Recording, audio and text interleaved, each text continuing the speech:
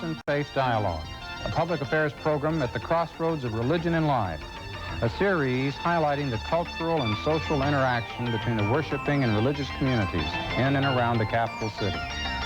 Austin Faith Dialogue is brought to you by the Austin Metropolitan Ministries in cooperation with KTVC. Join us now in Austin Faith Dialogue. Hello, I'm Father Peter Logsdon, rector of St. Mary's Catholic Cathedral in downtown Austin. And today, here on Austin Faith Dialogue, we will be talking about loaves and fishes. You can see there on the screen the picture of the Austin Baptist Chapel, where every day, literally hundreds of usually homeless people have a good meal at noon. And I'm very pleased to welcome to our program Rob Oldham. Rob, welcome to Austin Faith Dialogue. Thank you. I'm really pleased to be here. Now you, I am told, are the kitchen supervisor for Caritas in Austin. Is that right? That's correct. And what does that mean, kitchen supervisor? Well, we have a multifaceted program at Caritas and at Loaves and Fishes. Not only do we fill grocery orders for those needing grocery assistance, in addition to food stamps or whatever other aid they might have, but we run what would be called a soup kitchen, a hot meals program over at the location of Austin Baptist Chapel. We feed anywhere between 200 to 300 people every single day, and then that's first servings. That does not include second or thirds, which we always try to have. And it's the only hot meal that's provided at noon throughout the city, 7 days a week. I really think that the work you do and many people that help you, all the volunteers, is so important for all of us in Austin. How do you get volunteers to help in a soup kitchen? That's hard to say. They just seem to come out of nowhere. People feel a need or they feel a calling to have some sort of ministry in their life, and they come to us and say, hey, let me volunteer. What can I do? I'll do anything. And sure enough, we always seem to find something for them to do. Either involved at our Caritas location, which is right next to St. David's, and the building directly next to St. David's that they help us with. Or we have them come over to our soup kitchen location and actually do a little soup stirring now and then. Mm-hmm. And our chopping and our kneading and our cleaning or whatever is necessary to meet the needs of these people we feed every day. I have had the opportunity to visit at the Loaves and Fishes location there at the Austin Baptist Chapel. And how would you describe that meal every day? Well, perhaps maybe I should backtrack a little bit and talk about how the program has evolved. Caritas has always had a meal program from its beginnings, however many years ago, whether it be a small breakfast with just rolls and coffee, or cold sandwiches, which we, for a while, served at Salvation Army. But now we saw the need for a hot meals program. One hot meal a day is not too much for any human being to ask, whether they can afford it or not, whatever problems they may have.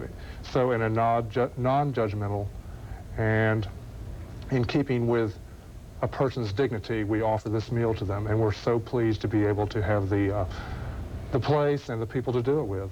Mm-hmm. How does your program get supported? Caritas is supported by over 55 different churches. We also get city and county grants, and United Way helps us quite a bit. For some of it is specifically allocated for certain programs, such as our meals program, among others, which are rent, utility assistance at Caritas. But the Loaves and Fishes operation is pretty much a separate entity, as the Austin Baptist Association and Caritas have gotten together to do this program on a 7-day basis, whereas before we weren't able to offer a hot meal every day. So this is a real ecumenical program among many of the churches. That's correct. In Austin. That's correct. Many churches donate to Caritas and to Austin Baptist Association, which form our umbrella and help us out to keep this program going in an area that is really of need more and more every day. This is 1990. It's not 1950 anymore, and the needs of the people have changed, and unfortunately, but fortunately, we're there to help them. Mm-hmm. I can remember a time not so long ago in Austin when I didn't seem to see so many people on the streets. It just seemed, I came in 1974, I moved to Austin, and I guess maybe we were in a very, so the economy seemed to be going strong, and there was the first real wave of people coming into the city. Everybody seemed so optimistic. And then came the hard times in recent years of the 80s.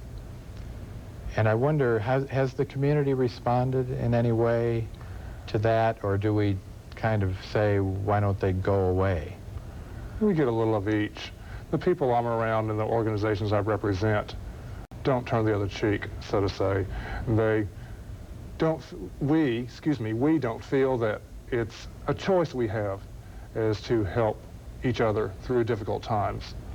A hot meal is a basic human right and a basic human need, and we approach it as such, being non-judgmental of those who come, and not saying you have to meet these certain particular criteria before you can come. The soup kitchen is open to anyone and everyone between 11 to 12:30 every single day of the year. I know that one of the nice things that I found about the place was, first of all, the friendliness of the volunteers who were there, both in the kitchen and walking around in the eating area, but also the fact that it was safe, it's clean, and it seems like there's a lot of dignity connected with the whole program of Loaves and Fishes. Would you agree? Absolutely. The dignity. I love my volunteers and they love me back. We would be dysfunctional without them. People that are doing that are doing it out of their heart, and they come here to do the right thing, to help other people. And with that in mind, we go forward and do our little daily routines that we've gotten into and get this meal off usually without a hitch. And it is safe and clean, and we have a prayer, we have a blessing before the meal, thanking God for his presence and thanking him for the gifts and the talents that he has given not only myself, but everyone that's involved in the program. I think we have a little bit of video here that we might show. Could you describe a little bit about the place and how you fix the meals? This is the front of the building, and there's the first portion of our meal. The first is soup, and we serve a hot sandwich in addition to fruit, pastries, different kinds of drinks, tea, orange juice, coffee, as much bread as they'd like to have with their meal. And they can come through as many times as they want,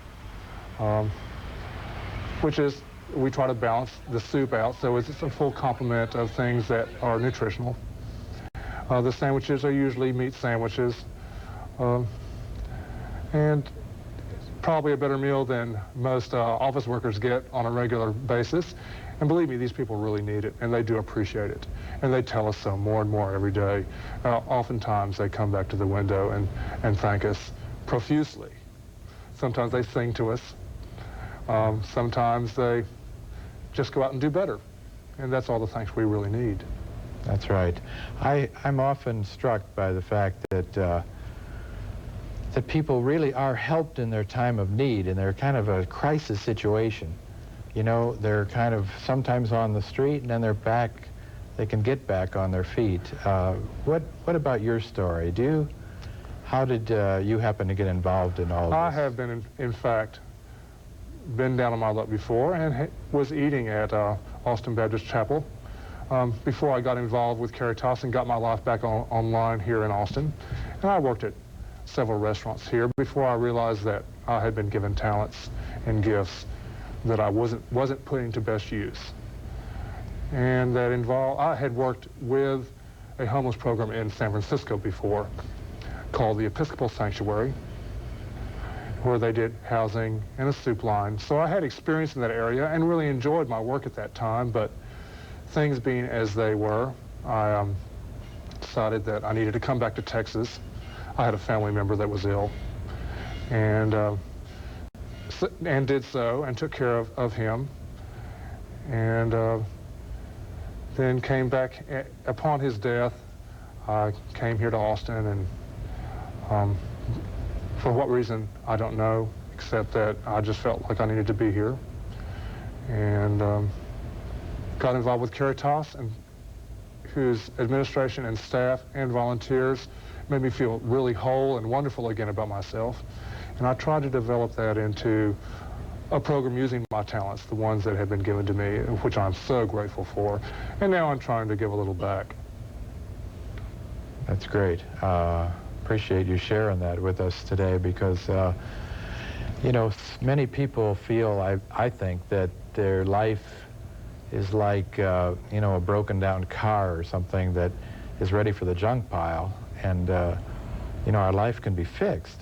I mean, we can actually get better, and we can do better, and we can feel better about things. It's like getting a new oil filter when you feel like you're actually doing the right thing. Is that a correct? I guess that's good. That goes right along with it. I'm real happy about the way things have gone, because I've seen the transition in Austin from a time when we did have scattered ways of helping, in the sense that each church, for example, didn't know how to deal with the problem in a united effort.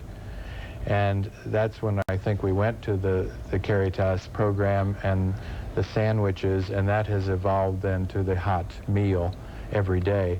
And I can tell you that as a pastor in a cathedral church downtown, we get tens and sometimes 20s and 30s numbers of people that ring our doorbell. And I feel that we are helping them, number one, to get them to come to Caritas, because there's job training, as well as a meal program, and also for the great help that the Salvation Army is in its not only taking care of people, but also getting them opportunities for jobs. Well, the job programs are a big part of Caritas. I'm not really into that portion of Caritas' program myself, but I am familiar with it. They have a grant from the city now where they can help both refugees from other countries and homeless people who are specifically homeless in a job program, which includes helping them get settled enough to have a job, whether it be at Salvation Army or in their own little place through hobos, or whatever interfacing agencies they can help them with to find a job, and not just attack the problem of hunger, but the homelessness that usually accompanies hunger. But the bottom line is hunger in my case, and I have to think about that. And it's, I don't know whether you ever waited in a soup line on a regular basis because you had to, but it can be a very demeaning situation, which is one of the things we make sure that they know that we are glad to be there, that we're glad we're there to help them, and that we pray for them, and that we care about them, and that we love them. And with that attitude, we approach a hot meal. And I think we've circumvented many problems that other agencies might have had with a soup and or feeding program because of the way we approach it in a kind and loving manner, rather than, well, we expect something from you because we are giving you this. The non-judgmental thing, I think, is really important. The dignity of being human and being hungry. And there's nothing undignified about that. We're all God's children, and we all get hungry, regardless of our problems or anything. Now, anybody watching this program saying to themselves, I would really like to help. I'm here in my house. I've got a nice home. I've got plenty of food, more food than I could ever eat. I've got stores of things in the pantry. You know, even though I might be struggling to make my bills every month, I never think about being hungry. Hungry. What can we do? Well, non-perishable items are always welcome.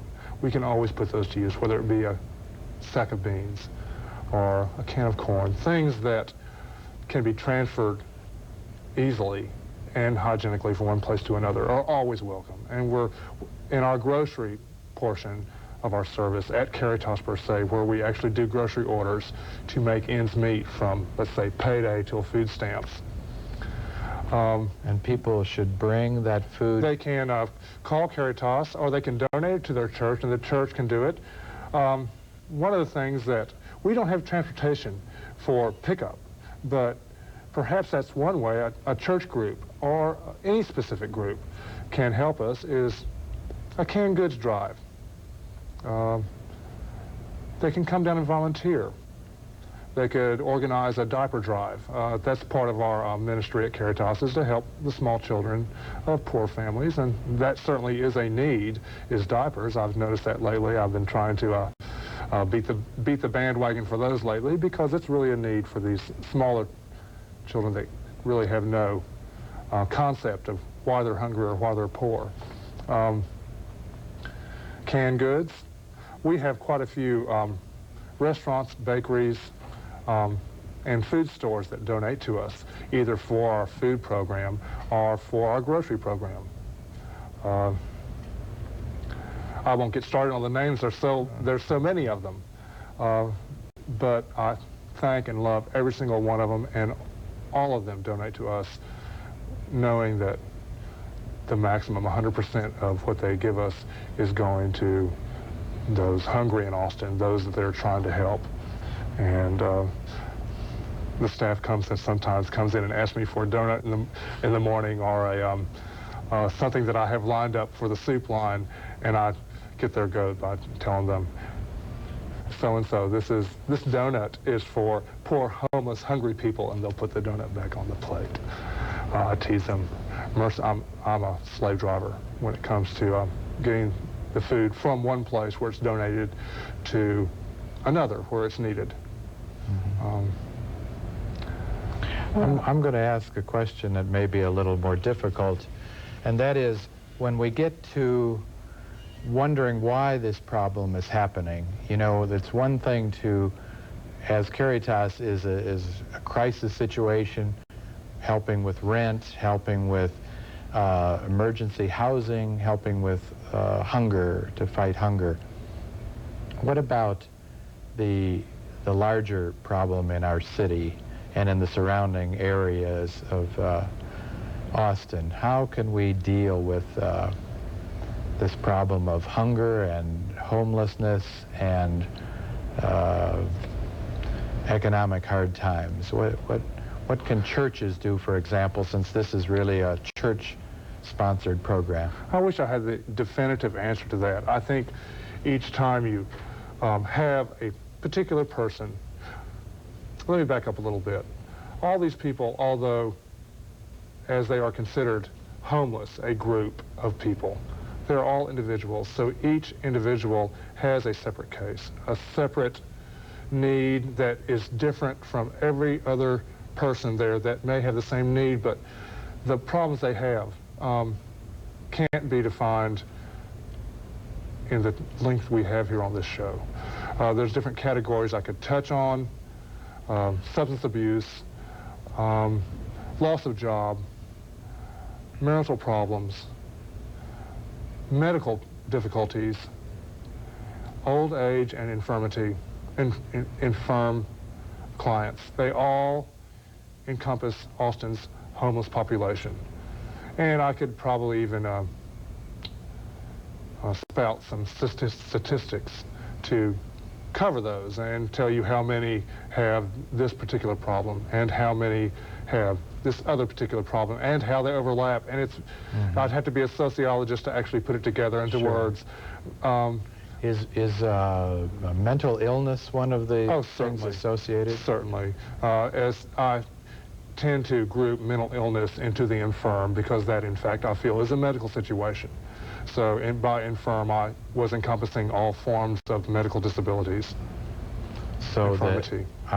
The important thing is attitudes. A lot of times that we think that homeless people or street people are bad people, whereas they're struggling with just either homeless. Infirmity or struggling with any kind of mental illness or something that is a real substance abuse substance abuse is a medical illness, and there's 75% of our homeless population has some sort of substance abuse problem, whether it be the result of other problems or the problem itself.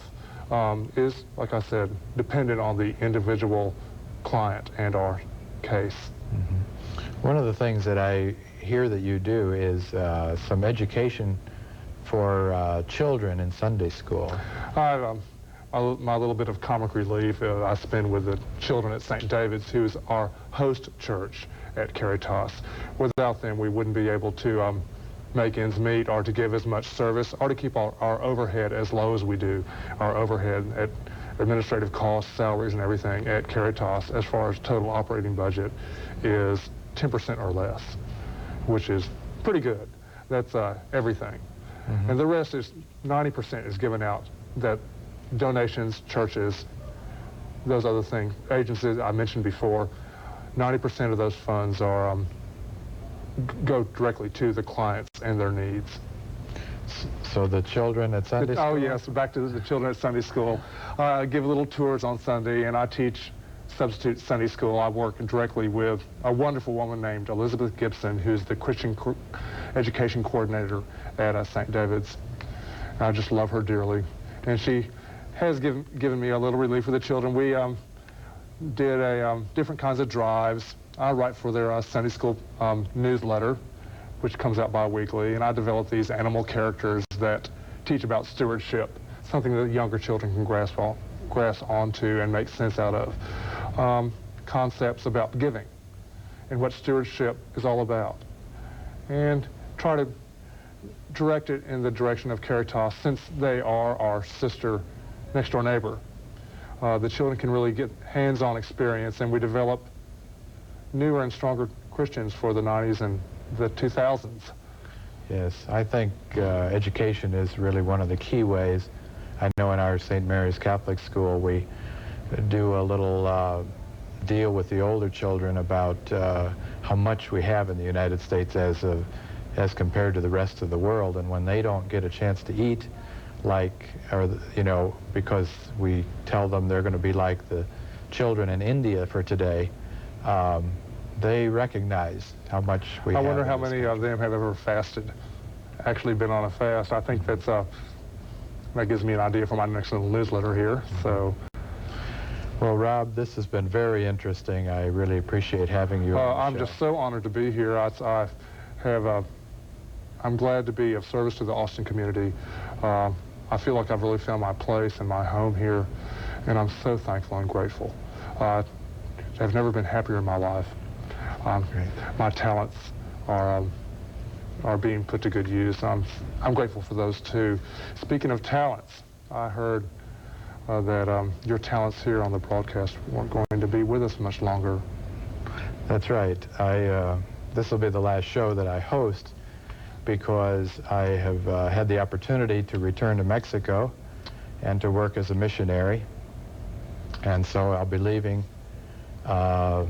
any day now to go to Monterrey, Mexico, to work in a very large and very poor parish there. And I feel that I'll be doing some of the similar kinds of things that you've talked about today, because in that particular part of Monterrey, there are literally thousands of people who live on subsistence wages and really struggle for everything they have. Sounds like a calling I'm familiar with myself. in that respect. I'm excited for you. My prayers will be with you, as I'm sure everyone's will be. Well, thank you. I have really enjoyed hosting this program called Austin Faith Dialogue because it brings together, I think, the best of all the faiths. And the Austin Metropolitan Ministries are such a large part of that community, and the support really of this program and of many, many excellent programs, not only for feeding the hungry, which you are participating in, but also for helping with the homeless, building homes, remodeling homes, doing lots of good things for the community. So I'm very proud to have been associated with the Austin Metropolitan Ministries and to be on this Austin Faith Dialogue during these months. The program will continue, of course, and there'll be many good hosts and many good guests like you are that really share with us the needs in Austin. And so I think we can wrap up today by really saying that the church is responding to the needs of the poor in Austin, and especially as you are involved in your own church and synagogue, you can not only go there to pray and to be part of the worshiping community, but also to reach out to your neighbor and to really be a part of this effort that Christ has called us to and that the Hebrew Scriptures ask us to do, and that is to take care of the poor and the hungry and the homeless and those who are most in need. And so I conclude this program by thanking the Austin Metropolitan Ministries for supporting Austin Faith Dialogue. God bless everyone.